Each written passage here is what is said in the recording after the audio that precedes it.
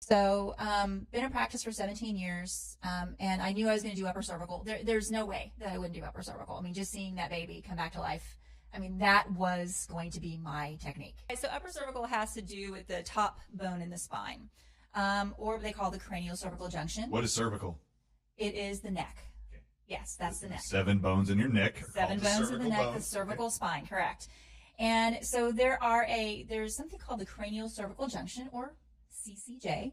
And what that is it is the C0, which is the occiput, the very base of the skull.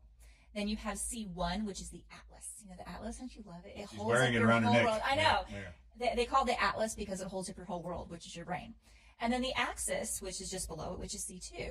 Now, part of that surrounds the brainstem.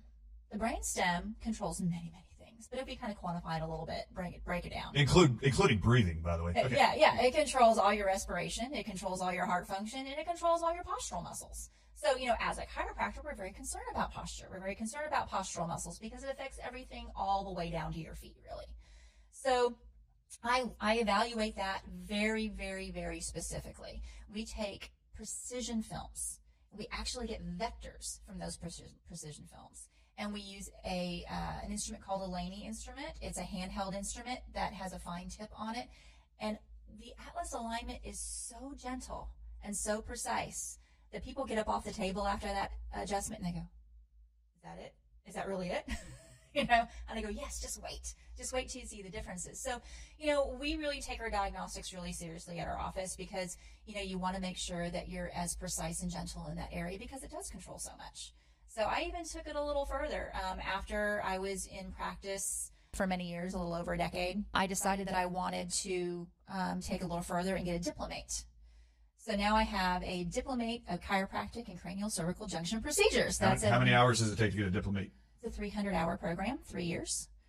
And that's why I want to now go into the head and neck division of our office and really focus on those patients that are sick and suffering with post-concussion syndrome, migraines, headaches, dizziness, vertigo, all those things that are kind of under that umbrella. You may not have had a head injury, but you could have some of these symptoms, but it's just one of those things that, we need to uncover. We need to peel that onion and find out why. Because that's the one thing that we find out in our office. Nobody is told why. Why do they have migraines? Oh, well, here's medication. Well, you don't have a migraine because you have lack of this medication in your bloodstream. All right. So what we do is we tell our patients why. Why do they have these things? And they look at me in bewilderment and they go, why haven't I heard this before? And I go, well, you have now, and that's all that counts. Welcome to our office. Exactly right.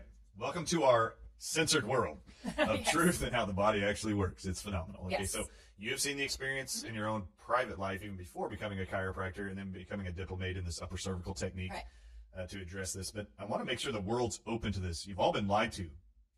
This last weekend, 3 days worth, I was on stages and doing Q&As, and in every single one of the speeches, I would say, stop lying to us. Like, you're just flat out lying. You just told the truth, Dr. Taylor, that migraines are not caused by a deficiency in a drug. In fact, I actually asked the audience, true or false, people struggle with migraines because they have an Advil or Tylenol deficiency. No. And the whole place busted up laughing. I know. I know, isn't that funny? All of y'all know that's wrong and not true. Yet every time the migraine starts, you run and swallow Advil or Tylenol or Motrin or something to kill the pain. You believe there's some kind of, you act like there's a deficiency. This is a sign that there's a deficiency of a drug. No, it's not. But this is the lie you've been told, that you can just manage the drug symptom, and there is no known cause for your migraines.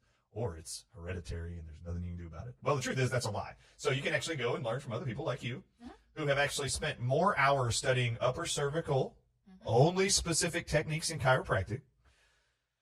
More hours, actually. She said 300 hours. That's 300 more hours than they did research on COVID-19 vaccines before they started injecting humans around the world. She's done more research and time spent in practicums, which are actual hands-on testing to prove you know what you're doing, in front of other certified licensed doctors, and then took a test and spent all 300 hours worth of flying for 3 years, once a month. That's longer time frame than all the research combined, and they've injected 5 billion people with an experimental drug that has never spent that much time being researched in humans. Isn't that amazing? You know more about this topic than what everyone's been injected with for the last 2.5 years. All right, so just to bring it back to speed, we got 2 minutes left in this segment.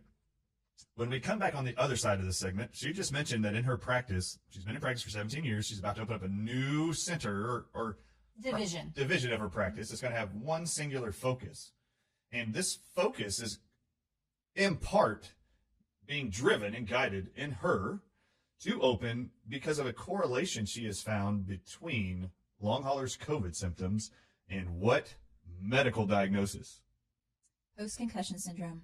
Post-concussion syndrome. Yeah. This is going to be a phenomenal conversation. So we're going to go through some of that research. We'll show some images and stuff on the other side of here. But I want you to answer a question in this last minute because people around the world are going to want to know where your practice is because they've got children that are crying, screaming, grandchildren, pre-K kids, whoever, teachers at schools are going to be like, what in the world? I've got kids that behave like this, children I see like this. What do we do for them? Is this upper cervical technique, can it actually be successfully applied to elderly? Absolutely. What about 18 to 64-year-olds? Absolutely. We know about babies. You already told that story. So all ages. What about newborns like day one? Both my kids were adjusted within 7 hours of their birth. That's awesome. I actually had a chiropractor in my room for the last 2 or 3 births of my 5 kids, and they were adjusted the moment the baby came out before they even left the room. That's how fast it was. So, yes, you can adjust these kids. It isn't scary. It's not dangerous. However, Johns Hopkins published in 2016 that over 250,000 people a year die in America from medical doctor error. It's the 3rd leading cause of death in America.